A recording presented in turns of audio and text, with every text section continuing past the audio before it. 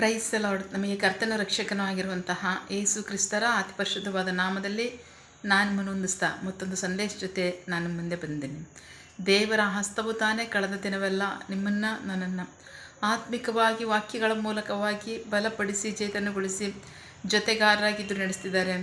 ವೈಯಕ್ತಿಕವಾಗಿ ನಮ್ಮ ಅಗತ್ಯಗಳನ್ನ ಪೂರೈಸಿ ನಾವು ಕೈ ಮಾಡ್ತಕ್ಕಂಥ ಕೆಲಸಗಳನ್ನ ಆಶೀರ್ವದಿಸಿ ಕಾದು ಪೋಷಿಸಿ ಜೊತೆಗಾರರಾಗಿದ್ದು ನಡೆಸ್ತಿರೋದಕ್ಕಾಗಿ ದೇವರಿಗೆ ಸ್ತುತಿಯು ಘನವು ಮಹಿಮೆಯು ಸದಾ ಕಾಲವು ಸ್ವಂತವಾಗಿರಲಿ. ಆಮೇನ್. ಈ ದಿನದ ಸಂದೇಶದ ವಾಕ್ಯಭಾಗ 1 ಹರಸೆಗಳು 10ನೇ ಅಧ್ಯಾಯ 1ನೇ ವಾಕ್ಯದಿಂದ 9ನೇ ವಾಕ್ಯದವರೆಗೆ. First king chapter 10 verse 1-9. ಶಬದ ರಾಣಿಯು ಯೆಹೋವನ ನಾಮವನ್ನು ಕುರಿತು ಸೊಲೊಮೋನನ ಕೀರ್ತಿಯನ್ನು ಕೇಳಿದಾಗ ಒಗಟುಗಳಿಂದ ಅವನನ್ನು ಪರೀಕ್ಷಿಸಲು ಬಂದಳು. ಅವಳು ಮಹಾ ಗುಂಪಿನ ಸಂಗಡ ಸುಗಂಧ ದ್ರವ್ಯಗಳನ್ನು, ಬಹು ಹೆಚ್ಚಾದ ಚಿನ್ನವನ್ನು, ಅಮೂಲ್ಯವಾದ ಕಲ್ಲುಗಳನ್ನು ಹೊರುವ ಒಂಟೆಗಳ ಸಂಗಡ ಬಂದಳು. ಅವಳು ಸೊಲೊಮೋನನ ಬಳಿಗೆ ಬಂದ ಮೇಲೆ ತನ್ನ ಹೃದಯದಲ್ಲಿ ಇದ್ದ ಎಲ್ಲವನ್ನು ಕುರಿತು ಅವನ ಸಂಗಡ ಮಾತನಾಡಿದಳು. ಆಗ ಸೊಲೊಮೋನನು ಎಲ್ಲ ಪ್ರಶ್ನೆಗಳಿಗೆ ಉತ್ತರಿಸಿದನು. ಅವಳಿಗೆ ತಿಳಿಸಿದಂಥ ಅರಸನಿಗೆ ಮರೆಯಾಗಿದ್ದಂಥದ್ದು ಒಂದು ಇರಲಿಲ್ಲ. ಶಬದ ರಾಣಿಯು ಸೊಲೊಮೋನನ ಸಮಸ್ತ ಜ್ಞಾನವನ್ನು, ಅವನು ಕಟ್ಟಿಸಿದ ಅರಮನೆಯನ್ನು, ಅವನ ಮೇಜಿನ ಭೋಜನವನ್ನು, ಅವನ ದಾಸರು ಕುಳಿತಿರುವ ರೀತಿಯನ್ನು, ಅವನ ಸೇವಕರು ನಿಂತಿರುವುದನ್ನು, ಅವರ ವಸ್ತ್ರಗಳನ್ನು, ಅವರ ಪಾನದಾಯಕರನ್ನು, ಅವನು ಯೆಹೋವನ ಮಂದಿರಕ್ಕೆ ಹೋಗುವ ಮಾರ್ಗವನ್ನು ನೋಡಿದಾಗ ಸ್ತಬ್ಧಳಾದಳು. ಅವಳು ಅರಸನಿಗೆ, ನಾನು ನನ್ನ ದೇಶದಲ್ಲಿ ನಿನ್ನ ಕ್ರಿಯೆಗಳನ್ನು ಕುರಿತು, ನಿನ್ನ ಜ್ಞಾನವನ್ನು ಕುರಿತು ಕೇಳಿದ ಮಾತು ಸತ್ಯವು. ಆದರೆ ನಾನು ಬಂದು ನನ್ನ ಕಣ್ಣುಗಳಿಂದ ನೋಡುವವರೆಗೂ ಆ ಮಾತುಗಳನ್ನು ನಂಬದೆ ಹೋದೆನು. ಇದರಲ್ಲಿ ಅರ್ಧವೂ ನನಗೆ ತಿಳಿಸಲ್ಪಟ್ಟಿರಲಿಲ್ಲ. ನಿನ್ನ ಜ್ಞಾನವು, ನಿನ್ನ ಸಂಪತ್ತು ನಾನು ಕೇಳಿದ ಕೀರ್ತಿಗಿಂತ ಅಧಿಕವಾಗಿರುವುದು. ನಿನ್ನ ಜನರು ಭಾಗ್ಯವಂತರು. ನಿನ್ನ ಮುಂದೆ ಯಾವಾಗಲೂ ನಿಂತು ನಿನ್ನ ಜ್ಞಾನವನ್ನು ಕೇಳುವ ನಿನ್ನ ಸೇವಕರು ಭಾಗ್ಯವಂತರು. ನಿನ್ನನ್ನು ಇಸ್ರಾಯೇಲಿನ ಸಿಂಹಾಸನದ ಮೇಲೆ ಕೂರಿಸುವ ಹಾಗೆ ನಿನ್ನಲ್ಲಿ ಇಷ್ಟಪಟ್ಟ ನಿನ್ನ ದೇವರಾದ ಯೆಹೋವನು ಸ್ತುತಿಸಲ್ಪಡಲಿ.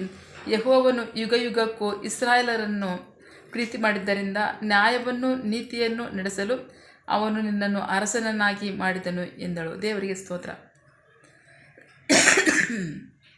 ಬಹಳ ಪ್ರಮುಖವಾಗಿ ಶಬದ ರಾಣಿ. ಇಲ್ಲಿ ಮತ್ತಾಯನ ಸುವಾರ್ತೆ 12ನೇ ಅಧ್ಯಾಯ 42ನೇ ವಾಕ್ಯದಲ್ಲಿ ಯೇಸು ಕ್ರಿಸ್ತರು ಒಂದು ವಾಕ್ಯಭಾಗವನ್ನು, ಆಮೇಲೆ ಅವಳನ್ನ ಕುರಿತಾಗಿ ಒಂದು ವಾಕ್ಯಭಾಗ ಹೇಳ್ತಾರೆ. ನಾವು ನೋಡೋಣ 42ನೇ ವಾಕ್ಯ. Matthew chapter 12 word 42. ನ್ಯಾಯ ತೀರ್ಪಿನಲ್ಲಿ ದಕ್ಷಿಣ ದೇಶದ ರಾಣಿಯು ಈ ಸಂತತಿಯೊಂದಿಗೆ ಎದ್ದು ಇವರನ್ನು ಖಂಡಿಸುವಳು, ಏಕೆಂದರೆ ಆಕೆಯು ಸೊಲೊಮೋನನ ಜ್ಞಾನವನ್ನು ಕೇಳುವುದಕ್ಕಾಗಿ ಭೂಮಿಯ ಕಟ್ಟಕಡೆಯಿಂದ ಬಂದಳು. ಇಗೋ, ಇಲ್ಲಿ ಸೊಲೊಮೋನನಿಗಿಂತಲೂ ದೊಡ್ಡವನು ಇದ್ದಾನೆ. ದೇವರಿಗೆ ಸ್ತೋತ್ರ. ನಾವು ವಾಕ್ಯಭಾಗ ನೋಡಬೇಕಾದ್ರೆ ಅಲ್ಲಿ ಯೇಸು ಕ್ರಿಸ್ತರು ಈ ವಾಕ್ಯಭಾಗದ ಸನ್ನಿವೇಶವನ್ನು ಏನಕ್ಕೋಸ್ಕರ ಬಳಸಿದ್ದಾರೆ ಅಂತಂದರೆ, ಫರಿಸಾಯರು, ಧರ್ಮಶಾಸ್ತ್ರಿಗಳು ದೇವರ ಕಾರ್ಯವನ್ನು ಕಣ್ಣಾರೆ ನೋಡ್ತಾ ಇದ್ದಾರೆ. ಅವ್ರ ಮುಂದೆ ಮಹಾ ಕಾರ್ಯಗಳು ನಡೀತಾ ಇದೆ, ಆದರೆ ನಂಬ್ತಾ ಇಲ್ಲ. ಪ್ರಶ್ನೆಗಳ ಮೇಲೆ ಪ್ರಶ್ನೆ ಕೇಳ್ತಾ ಇದ್ದಾರೆ. ಸೂಚಕ ಕಾರ್ಯಗಳನ್ನು ತೋರಿಸು, ಅದ್ಭುತ ಕಾರ್ಯಗಳನ್ನು ತೋರಿಸು. ಅದ್ಭುತಗಳು ಹೋಗಿ ದಿನ ಹೊಂದ್ಕೋತಾ ಇದ್ದಾರೆ. ಸೂಚಕ ಕಾರ್ಯಗಳು ಮಾಡಿದ್ರೆ ಏನಾಗುತ್ತೆ ಗತಿ? ಆದರೆ ಅವರು ಅಷ್ಟು ಮಟ್ಟಕ್ಕೂ ದೇವ್ರ ಮೇಲೆ ಅವ್ರ ಹೃದಯ ಅಷ್ಟೊಂದು ಕಠಿಣವಾಗಿತ್ತು. ನೀವು ಸೂಚಕ ಕಾರ್ಯಗಳು ಮಾಡಿ ತೋರಿಸಂದ್ರೆ ದೇವರು ಒಂದು ಸೂಚಕ ಕಾರ್ಯ ಮಾಡಿದ್ರೆ ಪರಿಸ್ಥಿತಿ ಏನಾಗುತ್ತೆ? ಅವರು ಅದನ್ನು ಅರ್ಥ ಮಾಡ್ಕೋತಿರಲಿಲ್ಲ. ಹಾಗಾಗಿ ದೇವರ ಮಹಾಕಾರ್ಯಗಳನ್ನ ಕಣ್ಣಾರೆ ನೋಡ್ತಿದ್ರು ಸಹ ಅವರು ನಂಬದೇ ಹೋದಿರೋಕ್ಕೋಸ್ಕರವಾಗಿ ಯೇಸು ಕ್ರಿಸ್ತರು ಹೇಳ್ತಾರೆ, ದಕ್ಷಿಣ ದೇಶದ ರಾಣಿ ಈ ನ್ಯಾಯ ತೀರ್ಪಿನ ದಿನದಲ್ಲಿ ಈ ಸಂತತಿಗೆ ಎದ್ದು ನಿಂತು ನ್ಯಾಯ ತೀರ್ಪು ಮಾಡ್ತಾಳೆ. ಯಾಕೆಂದರೆ ಆಕೆ ಸೊಲೊಮೋನನ ಜ್ಞಾನವನ್ನು ತಿಳ್ಕೊಳ್ಳೋದಕ್ಕೋಸ್ಕರವಾಗಿ ಭೂಮಿಯ ಕಟ್ಟೆ ಕಡೆಯಿಂದ ಬಂದರು ಅಂತ ವಾಕ್ಯ ಹೇಳ್ತಿದೆ. ಅವರಿಗೆ ಸ್ತೋತ್ರ.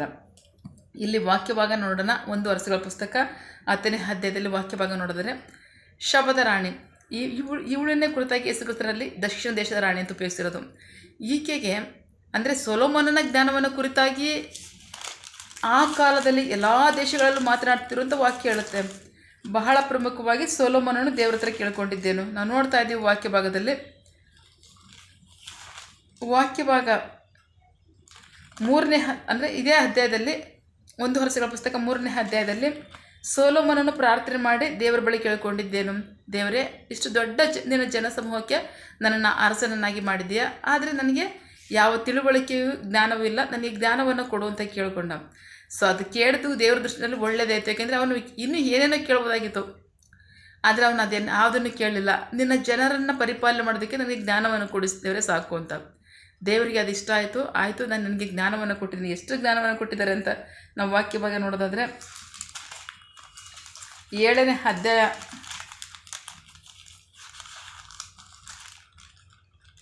7ನೇ ಅಧ್ಯಾಯದಲ್ಲಿ ವಾಕ್ಯ ಭಾಗ ಹೇಳುತ್ತೆ. 7ನೇ ಅಧ್ಯಾಯ 4ನೇ ಅಧ್ಯಾಯದಲ್ಲಿ 4ನೇ ಅಧ್ಯಾಯ 29ನೇ ವಾಕ್ಯ 30ನೇ ವಾಕ್ಯ. ದೇವರು ಸೊಲೊಮೋನನಿಗೆ ಅತ್ಯಧಿಕವಾಗಿ ಜ್ಞಾನವನ್ನು ಗ್ರಹಿಕೆಯನ್ನು ಸಮುದ್ರದ ತೀರದಲ್ಲಿರುವ ಮರಳಿನ ಹಾಗೆಯೂ ಹೃದಯದ ವಿಸ್ತಾರವನ್ನು ಕೊಟ್ಟನು. ಸೊಲೊಮೋನನ ಜ್ಞಾನವು ಮೂಡನ ದೇಶದ ಸಮಸ್ತ ಜ್ಞಾನಕ್ಕಿಂತಲೂ ಈಜಿಪ್ಟಿನ ಸಮಸ್ತ ಜ್ಞಾನಕ್ಕಿಂತಲೂ ಅಧಿಕವಾಗಿತ್ತು. ದೇವರಿಗೆ ಸ್ತೋತ್ರ. ದೇವರು ಅವನಿಗೆ ಅಷ್ಟೊಂದು ಜ್ಞಾನವನ್ನು ಕೊಟ್ಟಿದ್ದರು. ಆ ಜ್ಞಾನದ ನಿಮಿತ್ತವಾಗಿ ಸಂಪೂರ್ಣವಾಗಿ ಆ ಕಾಲದಲ್ಲಿ ದೇಶವನ್ನು ತುಂಬ ಅದ್ಭುತವಾಗಿ ಸಿಂಗರಿಸಿದ್ದ, ಅದ್ಭುತವಾಗಿ ಅಚ್ಚುಕಟ್ಟಾಗಿ ಅದನ್ನು ಮಾಡಿಬಿಟ್ಟಿದ. ಅದರಲ್ಲೇ ಅದನ್ನು ಕುರಿತಾಗಿ ಪ್ರಪಂಚದ ಬೇರೆ ಬೇರೆ ದೇಶಗಳಲ್ಲೆಲ್ಲ ಜನ ಮಾತಾಡ್ಕೊತಾ ಇದ್ದರು. ಇಸ್ರಾಯೇಲ್ ದೇಶದಲ್ಲಿ ಒಬ್ಬ ಅರಸನು ಸೊಲೊಮೋನ ಅನ್ನೋ ಅರಸನ ಮೂಲಕವಾಗಿ ದೇವರು ಇಷ್ಟು ದೊಡ್ಡ ಕಾರ್ಯವನ್ನು ಮಾಡ್ತಾರಂತೆ. ಅವನ ದೇಶ ಹೀಗಿದೆ ಅಂತೆ, ಅವನ ಸಿಂಹಾಸನ ಹೀಗಿದೆ ಅಂತೆ, ಅರಮನೆ ಹೀಗಿದೆ ಅಂತೆ, ದೇವಾಲಯವನ್ನೇ ಕಟ್ಟಿಸಿದನಂತೆ, ಅವನು ಇಷ್ಟು ಮಟ್ಟಕ್ಕೂ ಪ್ರಜೆಗಳನ್ನ ಪರಿಪಾಲನೆ ಮಾಡ್ತಾ ಇದ್ದಾನಂತೆ, ಇಷ್ಟು ಶಿಸ್ತಾಗಿದೆಯಂತೆ. ಸೈನಿಕರು ಹೋಗೋದು ಬರೋದು ಕೂತ್ಕೊಳ್ಳೋದು ನಿಂತ್ಕೊಳ್ಳೋದು ಅವ್ರ ಯೂನಿಫಾರ್ಮು. ಅಷ್ಟು ಮಾತ್ರ ಅಲ್ಲ, ಅರಸನು ಅರಮನೆಯಿಂದ ದೇವಾಲಯಕ್ಕೆ ಹೋಗೋದಕ್ಕೆ ಇರ್ತಲ್ಲ ರಾಜಮಾರ್ಗ ಅಂತ, ಆ ಥರ ಮಾರ್ಗಗಳನ್ನ ಮಾಡಿಟ್ಕೊಂಡಿದ್ದಂತೆ. ಅದನ್ನು ಕೂಡ ನೋಡಿ ಕೂಡ ಆಶ್ಚರ್ಯಪಟ್ಟಂತ ಅಂದರೆ ಆ ಕಾಲದಲ್ಲಿ ಅಷ್ಟು ಸುಲಭವಲ್ಲ. ಈ ಕಾಲದಲ್ಲಿ ಲೈಟಿಂಗ್ಸ್ ಇದೆ, ಆ ಕಾಲದಲ್ಲಿ ಅದೇನೂ ಇರಲಿಲ್ಲ. ಆ ಕಾಲದಲ್ಲಿ ಅದನ್ನು ಮಾಡ್ಬೇಕಾದ್ರೆ ಎಷ್ಟೊಂದು ನಿಜವಾಗ್ಲೂ ಅದು ಅದ್ಭುತನೇ. ದೇವರು ಇಂಥ ಜ್ಞಾನವನ್ನು ಸಹ ಕೊಟ್ಟು ನಿನ್ನ ಈ ಥರ ನಡೆಸಿದಾರಲ್ಲ ಅಂತ ಬಹಳ ಆಶ್ಚರ್ಯಪಟ್ಲಂತ. ಆಕೆ ನೋಡಿದ ತಕ್ಷಣ ನಂಬದಲು. ನಾನು ಕೇಳ್ತಿದ್ದೆ ನಿಜ ನಿನ್ನ ಬಗ್ಗೆ, ಆದರೆ ನಾನು ಕೇಳಿದ್ದು ನಾನು ನೋಡ್ದಲ್ಲೇ ಅರ್ಧನೂ ಇಲ್ಲ. ಬಹಳ ಹೇಳಿದ್ದಾರೆ ನಿಜ ಜನ, ಆದರೆ ಅಷ್ಟೆಲ್ಲ ಕೇಳಿದ್ರು ಸಹ ನನ್ನ ಕಣ್ಣರು ನೋಡ್ದಲ್ಲೇ ಅರ್ಧನೂ ಇಲ್ಲ. ನಾನು ನಿನ್ನ ಹತ್ರ ಕೇಳಿದಲ್ಲಿ ಅರ್ಧನೂ ನಾನು ಕೇಳಿರಲಿಲ್ಲ. ಅಷ್ಟೊಂದು ಅದ್ಭುತವಾಗಿ ದೇವರು ನಿನ್ನನ್ನು ಆಶೀರ್ವದಿಸ್ತಾರೆ. ಹಾಗಾಗಿ ಇಷ್ಟೊಂದು ಜ್ಞಾನವನ್ನು, ಇಷ್ಟೊಂದು ವೈಭವದ ಆಡಳಿತವನ್ನು, ತಿಳುವಳಿಕೆಯನ್ನು ಕೊಟ್ಟಂಥ ನಿನ್ನ ದೇವರಾದ ಯೆಹೋವನು ಸ್ತುತಿಸಲ್ಪಡಲಿ. ಆತನು ಯುಗಕ್ಕೂ ಇಸ್ರಾಯೇಲನ್ನು ಪ್ರೀತಿ ಮಾಡಿದ್ದರಿಂದ ನ್ಯಾಯವನ್ನು ನೀತಿಯನ್ನು ನಡೆಸಲು ಅವನು ನಿನ್ನನ್ನು ಅರಸನನ್ನಾಗಿ ಮಾಡಿದನು ಎಂದಳು. ದೇವರಿಗೆ ಸ್ತೋತ್ರ. ಆಕೆ ನೋಡಿ ಮೆಚ್ಚಿಕೊಂಡ್ಲು. ಅಷ್ಟು ಮಾತ್ರ ಅಲ್ಲ, ದೇವರನ್ನು ಸ್ತುತಿಸುವಂಥ ವಾಕ್ಯ ಹೇಳ್ತದೆ. ದೇವರಿಗೆ ಸ್ತೋತ್ರ. ಹಾಗಾಗಿ ಆ ವಾಕ್ಯ ಭಾಗ ಹೇಳೋ ಪ್ರಕಾರವಾಗಿ ಬರಿಸಾಯರು ಧರ್ಮಶಾಸ್ತ್ರಿಗಳಿಗಿಂತ ಈಕೆಯೇ ದೇವರ ದೃಷ್ಟಿಯಲ್ಲಿ ನೀತಿವಂತರಾಗಿ ಮಾರ್ಪಟ್ಟಳು. ಯಾಕೆಂದರೆ ದೇವರ ಕಾರ್ಯವನ್ನು ಕಣ್ಣಾರ ನೋಡಿ ನಂಬಿದ್ದಕ್ಕೋಸ್ಕರವಾಗಿ. ಹಾಗಾಗಿ ಪ್ರೀತಿ ದೇವ್ರ ಮಕ್ಕಳೇ, ನಮ್ಮ ಜೀವಿತದಲ್ಲಿ ಪ್ರತಿದಿನವೂ ದೇವರು ಎಷ್ಟೊಂದು ಅದ್ಭುತಗಳು ಮಾಡ್ತಾ ಇದ್ದಾರೆ, ಎಷ್ಟೊಂದು ಸಹಾಯ ನಮಗೆ ಬರ್ತಾ ಇದೆ, ಎಷ್ಟೊಂದು ಪರೀಕ್ಷೆಗಳಿಂದ, ಕಷ್ಟಗಳಿಂದ, ಇಕ್ಕಟ್ಟುಗಳಿಂದ, ಅಷ್ಟು ಮಾತ್ರ ಅಲ್ಲ ಶೋಧನೆಗಳಿಂದ, ಕೊರತೆಗಳಿಂದ ನಮ್ಮನ್ನು ಬಿಡಿಸಿ ಎಷ್ಟೋ ಸಹಾಯ ಮಾಡ್ತಾ ಇದ್ದಾರೆ ದೇವರು. ಆದರೆ ಯಾವುದೋ ಒಂದನ್ನು ಮನಸ್ಸಲ್ಲಿ ಇಟ್ಕೊಂಡು ಅಥವಾ ಯಾವುದೋ ಒಂದನ್ನು ಹೃದಯದಲ್ಲಿ ಇಟ್ಕೊಂಡು ಈ ಕಾರ್ಯದಲ್ಲಿ ದೇವರು ಸಹಾಯ ಮಾಡಲಿಲ್ಲ. ನಿಶ್ಚಯವಾಗಿ ದೇವರಿದ್ರೆ ಸಹಾಯ ಮಾಡೋಕ್ಕಾಗುತ್ತಾ? ಮಾಡ್ತಾರ? ಕೇಳ್ಬೋದು. ಅದು ಯಾವುದೋ ವೈಯಕ್ತಿಕ ಕಾರ್ಯಗಳಿರ್ಬೋದು, ಅದು ಕ್ಷಣಕ್ಕೂ ನೀವು ಆಸೆ ಪಡ್ತಕ್ಕಂಥದ್ದು ಇರ್ಬೋದು. ಬಟ್ ದೇವರು ಆ ಕಾರ್ಯದಿಂದ ನಿಮಗೆ ಕೆಟ್ಟದಾಗ್ತಿದೆ ಅಂದರೆ ಖಂಡಿತ ಅವರು ಅದನ್ನು ಕೊಡಲ್ಲ. ಅದರಿಂದ ನಿಮ್ಗೆ ಸಹಾಯ ಇಲ್ಲ, ಅದರಿಂದ ನಿಮ್ಗೆ ಒಳ್ಳೇದಿಲ್ಲ, ನಿಮ್ಮ ಭವಿಷ್ಯ ಇಲ್ಲ, ನಿಮಗೆ ಫ್ಯೂಚರ್ ಇಲ್ಲ ಅದರಲ್ಲಿ ಅನ್ನೋದಾದರೆ ಖಂಡಿತ ದೇವರು ಅದನ್ನು ಕೊಡಲ್ಲ. ಯಾಕೆಂದರೆ ಅವ್ರಿಗೆ ಗೊತ್ತಿರುತ್ತೆ ಇದು ನಿಮಗೆ ಕೇಡು ಉಂಟು ಮಾಡುತ್ತೆ, ಇದು ನಿಮಗೆ ಒಳ್ಳೇದಲ್ಲ, ಇದು ನಿಮಗೆ ಹಿತವಲ್ಲ, ಇದು ನಿಮ್ಮ ಭವಿಷ್ಯಕ್ಕೆ ಕೇಡಾಗಿರುತ್ತೆ ಅನ್ನೋದು ಅವ್ರಿಗೆ ಗೊತ್ತಿರೋದ್ರಿಂದಲೇ ಅವ್ರು ಕೊಡಲ್ಲ. ಸೊ ಆದರೆ ಅಂಥ ಯಾವುದೋ ಕಾರಣಗಳಿಟ್ಕೊಂಡು ಇದನ್ನೂ ಒಂದು ಅದ್ಭುತ ಮಾಡ್ತಾರೆ ದೇವರು, ಇದರಲ್ಲೊಂದು ಅದ್ಭುತ ಮಾಡ್ತಾರಾಗಲ್ವಾ, ನಿಜವಾಗ್ಲೂ ಕೊಡ್ತಾರ ದೇವರಿದ್ದೇನೆ ಅಂತ ಆ ಥರ ಪರೀಕ್ಷೆ ಮಾಡೋಕ್ಕೆ ಹೋಗ್ಬಾರ್ದು. ಯಾಕೆಂದರೆ ಪ್ರತಿದಿನವೂ ನಾವು ಇವತ್ತಿಗೂ ಸಹ ಸುರಕ್ಷಿತವಾಗಿದ್ದೀವಿ, ಚೆನ್ನಾಗಿದ್ದೀವಿ, ಆರೋಗ್ಯವಾಗಿದ್ದೀವಿ ಅಂದರೆ ಇದು ದೇವರ ಮಹಾಕೃಪೆ. ನಾವು ಕೇಳೋದಕ್ಕಿಂತ ಅಧಿಕವಾಗಿ ಅವ್ರು ನಮ್ಮನ್ನು ನಡೆಸ್ತಿದ್ದಾರಲ್ಲ. ನಮ್ಮ ಫ್ಯೂಚರ್ ಬಗ್ಗೆ ನಾವೇ ಕೇಳ್ತಿದ್ವಿ ನಿಜ, ಆದರೆ ಅವ್ರಿಗೂ ಗೊತ್ತಿದೆಯಲ್ಲ, ಅವ್ರು ಮಾಡ್ತಿದ್ದಾರಲ್ಲ. ಸೊ ಹಾಗಾಗಿ ಯಾವುದೇ ಕಾರ್ಯವನ್ನು ದೇವ್ರಿಗೆ ಒಪ್ಪಿಸಿಕೊಡ್ರಿ, ದೇವರು ಅದನ್ನೇ ಮಾಡ್ತಾರೆ ಅಂತಲ್ಲ, ಅದಕ್ಕಿಂತ ಮೇಲಾದವುಗಳನ್ನ ಅವ್ರು ಕೊಡ್ತಕ್ಕಂಥದ್ದು. ಯಾವತ್ತೂ ಅವ್ರು ನಾವು ಕೇಳೋದಕ್ಕಿಂತ ಕಡಿಮೆ ಕೊಡಲ್ಲ. ಸೊ ಹಾಗಾಗಿ ಪ್ರೀತಿ ಇದ್ದಾರೆ ಮಕ್ಕಳೇ, ದೇವ್ರ ಕಾರ್ಯನ ಕಣ್ಣಾರೆ ನೋಡ್ತಿದ್ದೀರಾ, ನಂಬಬೇಕು. ನಮ್ಮ ಜೀವನನ ಪ್ರತಿದಿನವೂ ನಮ್ಮ ಭಾರವನ್ನು ಒತ್ತಿ ನಡೆಸ್ತಾ ಇದ್ದಾರಲ್ಲ, ನಂಬಬೇಕು, ನಂಬಿ ವಿಧೇಯರಾಗಬೇಕು. ಆಗಲೇ ನಾವು ದೇವ್ರ ದೃಷ್ಟಿಯಲ್ಲಿ ಆಶೀರ್ವಾದವನ್ನು, ಅಭಿವೃದ್ಧಿಯನ್ನು, ಮೇಲುಗಳನ್ನು ಹೊಂದ್ಕೊಳ್ಳೋಕೆ ಸಾಧ್ಯ. ಮುಂದಿನ ಹಂತಕ್ಕೆ ಖಚಿತವಾಗಿ ನಮ್ಮನ್ನು ಅವ್ರು ನಡೆಸುವವರಾಗಿರ್ತಾರೆ. ಸೊ ಹಾಗಾಗಿ ವಾಕ್ಯದಲ್ಲಿ ಹೇಳೋ ಪ್ರಕಾರವಾಗಿ ಯಾರೋ ಒಬ್ಬರು ಬಂದು ದೇವ್ರನ್ನ ಅರಿದೇ ಇರ್ತಕ್ಕಂಥವ್ರು ಅದನ್ನು ನೋಡಿ ನಂಬಿ ದೇವ್ರನ್ನ ಸ್ತುತಿಸ್ತಾರಲ್ಲ, ಯಾರೋ ದೇವರ ರಕ್ಷಣೆಯಲ್ಲಿದ್ದೀವಲ್ಲ, ದೇವ್ರ ಮಕ್ಕಳಾಗಿದ್ದೀವಲ್ಲ, ಅನುದಿನ ನಮ್ಮ ಭಾರವನ್ನು ಹೊರ್ತಾರಲ್ಲ, ನಂಬಿಗಸ್ತರಾಗಿ ವಿಧೇಯರಾಗಿ ಯಾವುದೋ ಒಂದು ಕಾರ್ಯವನ್ನು ನೋಡಿ ಪರೀಕ್ಷೆ ಮಾಡೋದು ಬೇಡ. ಸೊ ಆಗಾಗದಾದರೆ ನಾವು ನ್ಯಾಯ ತೀರ್ಪಿಗೆ ಗುರಿ ಆಗ್ತೀವಿ. ನಾವು ಅದಕ್ಕೆಲ್ಲ ಇರ್ತಕ್ಕಂಥದ್ದು ದೇವರ ಕೃಪೆಯನ್ನು ಹೊಂದ್ಕೊಂಡಿದ್ದೀವಿ, ರಕ್ಷಣೆಯನ್ನು ಹೊಂದ್ಕೊಳ್ತೀವಿ. ನಮಗೆ ಬೇಕಾದ್ದನ್ನು ಕೇಳೋಣ, ಅವ್ರು ಕೊಡೋದು ತಗೋಕ್ಕಾದ್ರೆ ಅದನ್ನು ಕೊಡ್ತಾರೆ, ಇಲ್ಲ ಅದಕ್ಕಿಂತ ಮೇಲಾಗಿ ಕೊಡ್ತಾರೆ. ಅದು ಕೀಳಾದರೆ ಅದನ್ನು ನಮ್ಗೆ ಕೊಡೋಲ್ಲ. ಸೊ ಹಾಗಾಗಿ ನಂಬಿಗಸ್ತರಾಗಿ ವಾಕ್ಯಕ್ಕೆ ವಿಧೇಯರಾಗಿ ವಾಕ್ಯದ ಆಶೀರ್ವಾದಗಳನ್ನ ನಾವು ಸ್ವಂತ ಮಾಡ್ಕೊಳ್ಳೋಣ. ಆಮೇಲೆ ಪ್ರಾರ್ಥಿಸಿಕೊಳ್ಳೋಣ. ಸಕಲ ಸೃಷ್ಟಿಕರ್ತನೆ, ಸರ್ವಾಧಿಕಾರಿಯೇ, ಸಾರ್ವಭೌಮನೆ, ಉನ್ನತನೇ, ಮಹೋನ್ನತನೇ, ಮಹಾಪರಿಶುದ್ಧನೇ, ಪ್ರೀತಿ ಸ್ವರೂಪನೇ, ನೀತಿವಂತನೇ, ಅಧಿಪತಿಯೇ, ಸೇನಾಧೀಶ್ವರನೇ, ಇರುವಾತನೇ, ಸರ್ವವ್ಯಾಪೇಸಪ್ಪ. ಈ ದಿನ ವಾಕ್ಯಗಳ ಮೂಲಕವಾಗಿ ನಮ್ಮ ಸಂಗಡ ಮಾತಾಡುವಂತಹ ನಿಮ್ಮ ಪ್ರೀತಿಗಾಗಿ, ನಂಬಿಗಸ್ತಿಗಾಗಿ ನಿಮಗೆ ಸ್ತೋತ್ರ ಸ್ವಾಮಿ. ನಿಮ್ಮ ಮಹಾಕಾರ್ಯವನ್ನು, ನಿಮ್ಮ ಅದ್ಭುತವನ್ನು, ನಿಮ್ಮ ಅತಿಶಯವಾದ ಕಾರ್ಯವನ್ನು ಕೇಳಿದಂತಹ ಪ್ರಪಂಚದ ಅನೇಕ ದೇಶಗಳಿಂದ ಜನರು ಬಂದು ಅದನ್ನು ಕಣ್ಣಾರೆ ನೋಡಿ ನಿಮ್ಮನ್ನು ಸ್ತುತಿಸಿದ್ರು, ಕೊಂಡಾಡಿದ್ರು, ನಿಮ್ಮನ್ನು ಮಹಿಮೆ ಪಡಿಸಿದ್ರು ಅಂತ ವಾಕ್ಯ ಹೇಳುತ್ತೆ. ಆದರೂ ಸ್ವಾಮಿ, ಕಣ್ಣಾರೆ ನೋಡ್ತಿದ್ರು ಸಹ ನಿಮ್ಮ ಕಾರ್ಯವನ್ನು ನಂಬದೇ ಇರ್ತಕ್ಕಂಥವ್ರು ನಿಶ್ಚಯವಾಗಿ ಅವರು ತೀರ್ಪಿಗೆ ಗುರಿ ಆಗ್ತಾರೆ. ಅದು ನಾವು ಹಾಗಾಗಲ್ಲ. ನೀವು ದಿನವೂ ನಮ್ಮ ಭಾರವನ್ನು ಹೊತ್ತು ನಡೆಸ್ತಿದ್ದೀರಾ.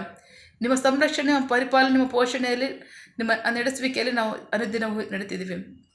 ಹಾಗಾಗಿ ನಿಮ್ಮ ವಾಕ್ಯಕ್ಕೆ ನಾವು ವಿಧೇಯರಾಗಿ ವಾಕ್ಯದ ಆಶೀರ್ವಾದವನ್ನು, ರಕ್ಷಣೆಯನ್ನು ಹೊಂದ್ಕೋತೀವಿ.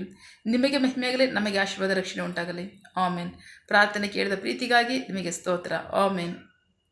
ನಿನ್ನ ಜನರು ಕೈ ಮಾಡ್ತಕ್ಕಂಥ ಕೆಲಸವನ್ನು ಆಶೀರ್ವದಿಸು, ಅವರ ಅಗತ್ಯಗಳನ್ನ ಪೂರೈಸು, ಕೊರತೆಗಳನ್ನ ನೀಗಿಸು. ಯಾವ ಕಾರ್ಯದಲ್ಲಿ ಅವ್ರು ನಿರೀಕ್ಷೆ ಉಳ್ಳವರಾಗಿದ್ದಾರೆ, ಮಕ್ಕಳ ವಿದ್ಯಾಭ್ಯಾಸ, ಆರೋಗ್ಯ, ಅವರ ಜೀವನ ಅಗತ್ಯಗಳು, ಯವನಸ್ಥರ ವಿದ್ಯಾಭ್ಯಾಸ, ಆರೋಗ್ಯ, ಅವರ ಜೀವನ ಅಗತ್ಯಗಳು, ಕೆಲಸ, ಬಿಸ್ನೆಸ್, ಸೇವೆ, ವಿವಾಹ ಕಾರ್ಯ, ವಯಸ್ಸಾದವರ ಜೀವನ ಅಗತ್ಯಗಳು, ಆರೋಗ್ಯ, ಸೇವೆ, ಯಾವ ಕಾರ್ಯದಲ್ಲಿ ಅವ್ರು ನಿರೀಕ್ಷೆ ಉಳ್ಳವರಾಗಿದ್ದಾರೆ ಆ ಕಾರ್ಯದಲ್ಲಿ ತಕ್ಕ ಸಮಯದಲ್ಲಿ ನಿಮ್ಮ ಚಿತ್ತಾನುಸಾರವನ್ನು ಹೊಂದ್ಕೊಳ್ಳಿ. ಆಮೇನ್. ನೀವು ಹಾಗೆ ಮಾಡೋ ಪ್ರೀತಿಗಾಗಿ, ನಂಬಿಗಸ್ತಿಗೆ ನಿಮಗೆ ಸ್ತೋತ್ರ.